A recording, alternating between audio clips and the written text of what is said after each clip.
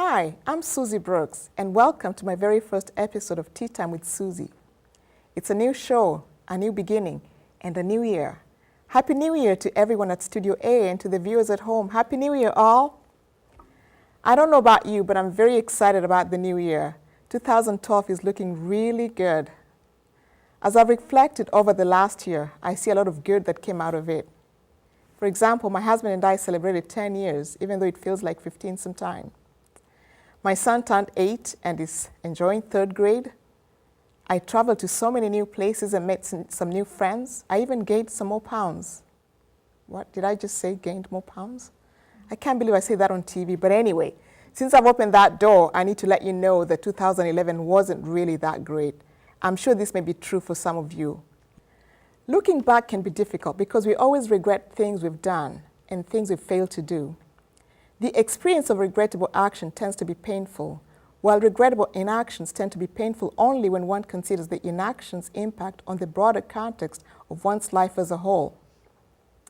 Our theme today is new beginnings, and in a little moment, I will be introducing you to a very special guest for our show today. But if you give me just a moment, I'll talk some more about the new year. For me, the new year always prompts me to think of new beginnings. And while on a show like this, it will be tempting to go with the usual New Year's resolutions type of theme, I really wanted us to go deeper. I want us to think about what I said earlier about unregrettable things that we've not done, things that we wish we had done but we didn't do.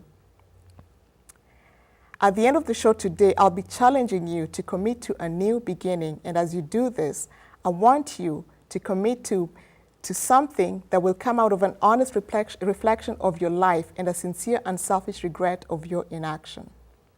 I would now like to introduce to you Vanita Carter from Breaking Free. Could you say hello to the audience, Vanita? Hello.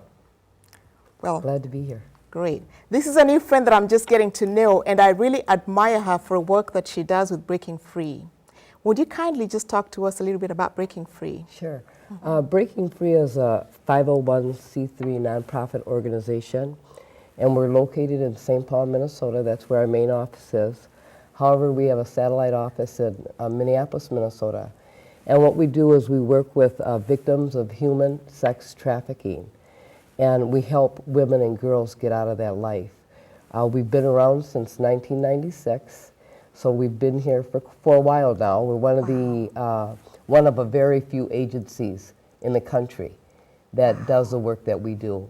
We provide a lot of services, housing and case management services, one-on-one counseling and things such as that for women. We do whatever it takes to help them to get out of that life and to try to make change and realize that they're worth more than that, and there's just so much waiting for them, getting them out of that cycle of violence. In Minnesota alone, there's about 8,000 to 12,000 people who are estimated to be involved in sex trafficking every day. Can you imagine that every day? Are you kidding? This is really happening right here, right? Well, yeah, it is. Wow, oh my goodness. And get this, Minnesota is ranked 13th in the nation for incidences of minor recruitment. So what is the average age of a girl's exploitation? When do they start? How old are they? Between the age of 12 and 14, and our youngest client has been 12 years old. Unbelievable, yes. You know? This just makes you want to take your little girl and just lock her up in her room, right? And just never let her go out. According to a North Minneapolis research on a project on sex trafficking, 56% of people involved had their first experience in this crime as a juvenile. Yes, it's happening right in our backyard. In fact, the online sale of minors in Minnesota alone increased 55% in the past year. What disturbs me the most, though, is that once a victim turns 18, I mean, this is really sad to hear. Once a victim turns 18, and sometimes even before, they are seen as criminals and not victims. Can you imagine that? Somebody forces you into a life that you didn't choose, and then you're perceived as victims. Tell me more about that. Well, what that means really is that in our country, unfortunately, the whole sex trafficking industry has always been pretty much promoted. Prostitution has always been believed to be a choice. And when you have movies that come out like Pretty Woman, it kind of endorses the notion that women really do choose this freely, and that they can make lots and lots of money. But the reality of it is that over the last 20 years that I've been doing this work, I've never ever met a woman that has came out of this lifestyle a millionaire with money. The 98% of the women we work with are very low poverty. Over 50% of our population of women are homeless. 30% have their children removed from them through child protection because of the lifestyle. Because they're so young when they start. We have women who just believe that this is their destiny in life. I mean, 85% of women have been sexually abused before the age of 18. So by the age of 12 years old, a lot of them decide, hey, I want to get out of this. So what they do is decide to run away from home. And within 48 hours, it's said that a woman or a young girl will be approached by someone to either purchase sex or to turn her out into prostitution. So they're pretty scary statistics. What are we seeing? Who's doing this? Who's committing these kinds of crimes? Who are they, these people? They're men. We have a John School, and what the John School is, men who are arrested for buying women are court-ordered to our program. And what we see there is that the majority are Caucasian men that live in the suburbs, but there are many men that come through our John School. It doesn't matter their socioeconomic status, you know, but it just happens to be that the majority are Caucasian men. And what we have found is that their incomes are pretty high. So you wouldn't think that, because these are our neighbors. They're the people that we, you know, work with every day. We just don't know who. It can be anybody. Wow. So you're saying it could be my next door neighbor. That's really, it's sobering. Wow. It is. One of the things that I'm just, as I think about this, I think about these women, the ones that get into this kind of lifestyle as young women. Maybe they go through a program and they get out of there. I mean, what is life like for them afterwards? I mean, is there hope?